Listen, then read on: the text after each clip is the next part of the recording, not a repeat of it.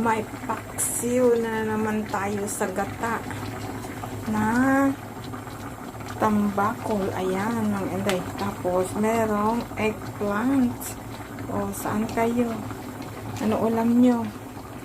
Naku, alam nyo po, ito isang linggo na naman tong ulam ni Inday Dora. Grabe yan, mga inday. O, tapos, ang daming sili. Super anghang. O, nakita nyo yun? Yun naman. Tapos, syempre, mahilig tayo sa eggplant. Kaya, ayan. Lagi yan may ano. Basta nagpaksiw gata tayo. Lagi po yung may eggplant para, syempre, may gulay na. O, di ba? Saan pa kayo?